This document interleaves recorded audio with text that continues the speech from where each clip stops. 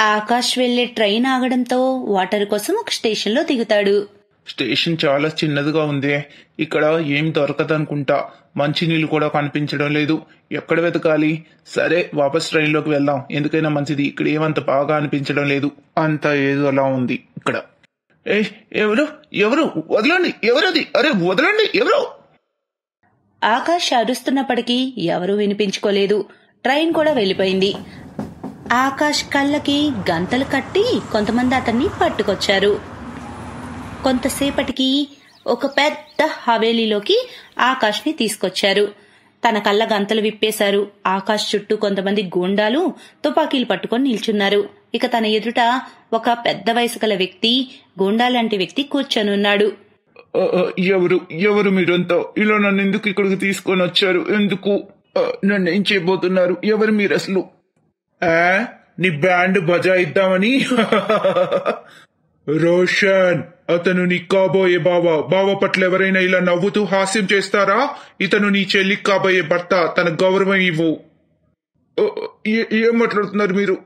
ఎవరు మీరు? ఎవరు భర్త? ఏంటి? నాకు అర్థం కావట్లేదు. అసలు మీరంతా ఎవరు? ఏంటి? చెప్పండి.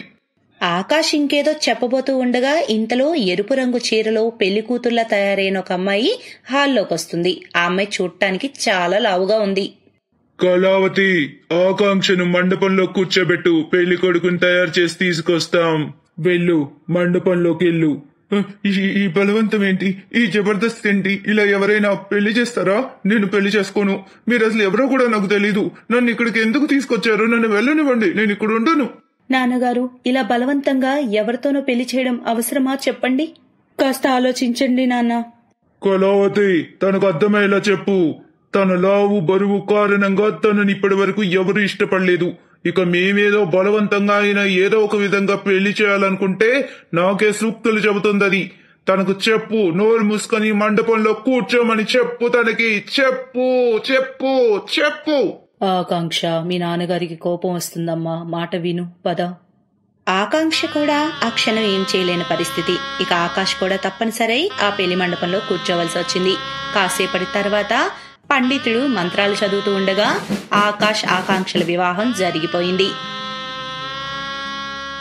పెళ్ళయ్యాక ఇక అంతా ఒక్కసారిగా మారిపోయింది. కాసేపటి క్రితం రౌడీల్లా కోపంగా ఊగిపోయిన వాళ్ళంతా పూర్తిగా నార్మల్ అయ్యారు. మమ్మల్ని క్షమించండి అల్లుడు గారు. తప్పనిసరి మేమిలా చేశాం. మా అమ్మాయి ఆకాంక్ష లావు కారణంగా ఈ గ్రామంలో అసలు తనకు వరుడే దొరకడం లేదు. తన లావు కారణంగా అందరూ తనతో పెళ్లి నిరాకరిస్తున్నారు. మేం బాగా అలసిపోయాం. ఇక మా వద్ద ఇంకో దారి లేక ఇలా చేశాం. నువ్వు నా కూతురికి భర్తవయ్యావు. తనతో 7 అడుగులు వేశావు. ఇక నువ్వు చెబితే మా అమ్మాయిని సంతోషంగా మీతో పాటు అత్తారింటికి పంపిస్తాం. మేమిలా చేసినందుకు దయచేసి మమ్మల్ని క్షమించండి. మమ్మల్ని అర్థం చేసుకోండి ప్లీజ్. దయచేసి క్షమించండి. మీరేం మాట్లాడుతున్నారో అర్థమవుతుందా? మొదట బలవంతంగా మీరు మీ అమ్మాయితో నాకు పెళ్లి చేశారు. ఇప్పుడు అత్తారింటికి పంపుతానంటున్నారు. అసలు ఏం మాట్లాడుతున్నారు మీరు? మీ బిడ్డకు వరుడు దొరకకపోతే నన్ను ఇరికిస్తారా? నేను మిమ్మల్ని క్షమించాలా? ఏమనుకుంటున్నారు అసలు మీరు నేనంటే? బాబు, మా ఆకాంక్ష చాలా మంచి అమ్మాయి. కాకపోతే తను చేసుకున్న పాపం వల్ల లావుగా ఉండటమే. దయచేసి మా తప్పును క్షమించు. ఆకాంక్షను స్వీకరించు. తర్వాత కొన్ని రోజులు ఆకాష్ ఆకాంక్ష ఇంట్లోనే ఉన్నాడు. కానీ ఆకాంక్షతో ఒక్క మాట కూడా మాట్లాడడం లేదు. ఆకాంక్ష చాలాసార్లు తనతో మాట్లాడాలని ప్రయత్నించినా ఆకాష్ కోపంగా ఉంటున్నాడు. ఆ రోజు ఆకాష్ ఆకాంక్షను వదిలించుకోవాలనే ఆలోచనలో ఉన్నాడు. ఇక తర్వాత రోజు ఆకాంక్షని అత్తారింటికి తీసుకువెళ్లేందుకు రాజీ పడ్డాడు. ఆకాష్ తన్ని భారీగా స్వీకరించాడని ఆకాంక్ష సంబరపడింది. ఆకాంక్ష అత్తారింటికి బయలుదేరింది. కానీ ఆకాష్ అనుకున్నాడు ఆకాంక్షని ఏదైనా స్టేషన్లో వదిలివేయాలని. ఆ తర్వాత టౌన్కి వెళ్లి పోలీస్ స్టేషన్లో కంప్లైంట్ చేయాలని. నా దగ్గర ఈ ఒక్క దారే ఉంది. తరువాతి స్టేషన్లో ఆకాంక్షని ఒక్కదాన్ని వదిలేసి నేను ఒక్కడనే టౌన్కి వెళ్లిపోయి పోలీసులకు మొత్తం చెప్తాను. వాళ్లే నన్ను రక్షించగలరు. ఇక ఇదే కరెక్ట్. నేను కనిపించక తను కూడా తన ఇంటికి తిరిగి వెళ్లిపోతుంది. ఇక తరువాత స్టేషన్ వస్తూ ఉండగా ఏదో ఒక వంకతో అక్కడ ఆకాంక్షని వదిలేయాలనుకునే ప్లాన్ లో ఉన్నాడు ఆకాష్. ఆకాంక్ష, నెక్స్ట్ స్టేషన్ వస్తుంది కదా, అక్కడ ఒక ప్రసిద్ధ పురాతన గుడి ఉంది. మన ఇద్దరం వెళ్లి దైవ దర్శనం చేసుకుందాం.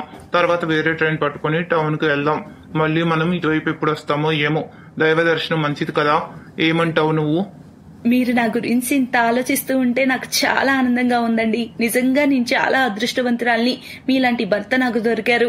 మా నాన్న అన్నలు మీ పట్ల తప్పు చేశారు, బలవంతంగా నాతో పెళ్లి చేశారు. అయినా మీరు మా అందరినీ క్షమించారు. ఈ రోజు గుడికి కూడా తీసుకెళ్తానంటున్నారు. ఇది వింటుంటే నాకు చాలా ఆనందంగా ఉందండి. చాలా థ్యాంక్ యూ అండి. నిజంగా నాకు చాలా సంతోషంగా ఉంది. ఆకాంక్ష మాట్లాడుకుంటూ ఉంటుంటే ఎదుటి సీట్లలోకి వచ్చిన వాళ్ళు ఆకాంక్ష లావున్ గురించి ఎగతాళి చేయడం మొదలు పెట్టారు. ఓరే అన్న, ఎంత లవ్గా ఉంది మా, చూస్తుంటే బండదానిలా ఉంది. కొత్తగా పెళ్ళైనట్టు కూడా ఉంది. చూడటానికి అబ్బాయి బానే ఉన్నాడు. మరి ఈ బండదాన్ని ఎలా చేసుకున్నాడో ఏంటో, అసలు ఎందుకు చేసుకున్నాడో, ఏం ఆశించి చేసుకున్నాడో. అదే కదా, అదే మనమైతే ఇలాంటి బండదాన్ని అసలు పెళ్లి చేసుకోము. కాసేపటి వరకు ఆకాష్ వాళ్ళ మాటల్ని వినగలిగాడు. కానీ ఆ తర్వాత ఇక సహించలేకపోయాడు. గట్టిగా వాళ్ళ ముఖం మీద ఒక గుద్దు గుద్దాడు. చుట్టూ ఉన్న వాళ్ళ మనుషులు ఆకాష్ ను పట్టుకుని కొట్టడం మొదలు పెట్టారు. ఆకాంక్ష కంగారు పడింది. తాను వెళ్లి ఆకాష్ ను కాపాడే ప్రయత్నంలో ఒక వ్యక్తి ఆమెను తోసేశాడు. ఆకాంక్షకు గట్టిగా దెబ్బ తగిలింది. ఆకాష్ చేతి నుంచి కూడా రక్తం కారుతుంది. గూండాలు అతని చేతిపై కత్తితో పొడిచారు. ఈ లోపల ఉన్న ట్రైన్ లో వాళ్ళు టీటీకి కంప్లైంట్ చేశారు. తర్వాతి స్టేషన్ రాగానే పోలీసులు ఆ రౌడీలను పట్టుకున్నారు. ఆకాంక్ష, నువ్వు బాగున్నావా? నేను బానే ఉన్నాను, కానీ మీ చేయి నుంచి రక్తం వస్తుంది. ఆకాంక్ష కళ్ళల్లో నుంచి నీళ్లొచ్చాయి. ఇక ఆకాష్ ని హత్తుకుంది. ఆ సమయంలో ఆకాంక్ష ప్రేమని ఆకాష్ ఫీల్ అయ్యాడు. ఒకరి పట్ల ఒకరికి ప్రేమ, బాధ ఇద్దరు ఫీల్ అయ్యారు. ఇక నిజానికి ఆకాంక్ష చాలా మంచిది. జరిగిన తప్పల్లా ఒకటే, తన పెళ్లి బలవంతంగా ఆకాష్ తో జరగడం మాత్రమే. ఏమండి, స్టేషన్ దాటేశాం మనం, మరి గుడి? ఏం పర్లేదు, మరోసారి మీ పుట్టింటికి వచ్చినప్పుడు వెళ్దాం. ఇప్పటికి చాలా రోజులైంది. అమ్మ నా కోసం ఎదురు చూస్తుంటుంది. మనం ఇంటికి వెళ్దాం ఆకాంక్ష.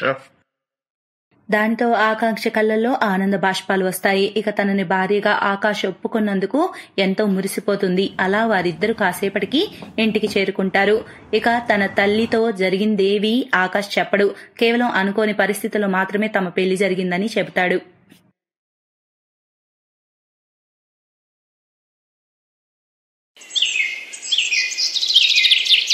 సేట్ ధనరాజ్ మరియు అతని భార్య పెద్ద కూతురైన జాన్వికి 4 సంవత్సరాలు, రెండో కూతురైన సోనియాకి 3 సంవత్సరాలు, మూడో కూతురు మానసికి 2 సంవత్సరాలు. ఇప్పుడు మళ్లీ ఆమె గర్భవతి. ఇప్పుడు మాత్రం ఒకేసారి ఆవిడ 2 కవలలకు, నేహ మరియు స్నేహకు జన్మనిచ్చింది. అలాగే కాలం గడిచింది. ఒకరోజు సేట్ తన కుల పండితుడిని తన 5 పిల్లల జాతకం చూపించడానికి పిలుస్తాడు. రామ రామ రామ రామ, ఏంటి అతవిది? వీళ్ళ జాతకంలో ఇలా నేను మొదటిసారి చూస్తున్నాను.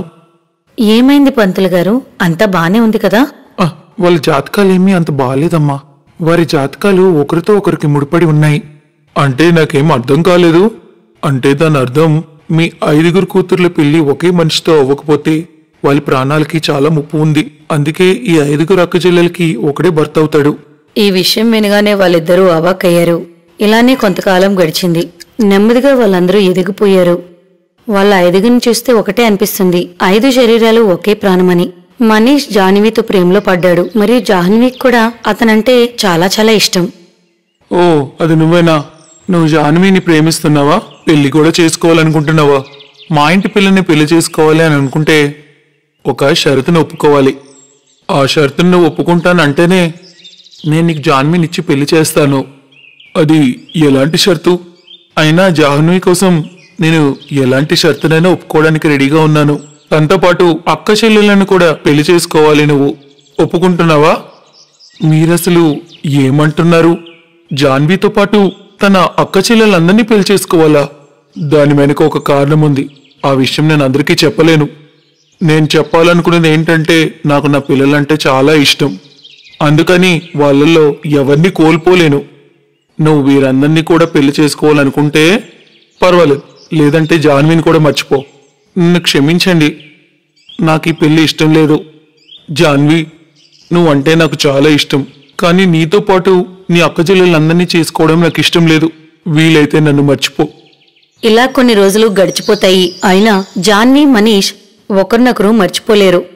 ఇంకెంతకాలం అతను తలుచుకుంటూ ఏడుస్తావక్క? అవునక్క, నీకు అంతగానే ఇష్టమైతే అతనితో పారిపో.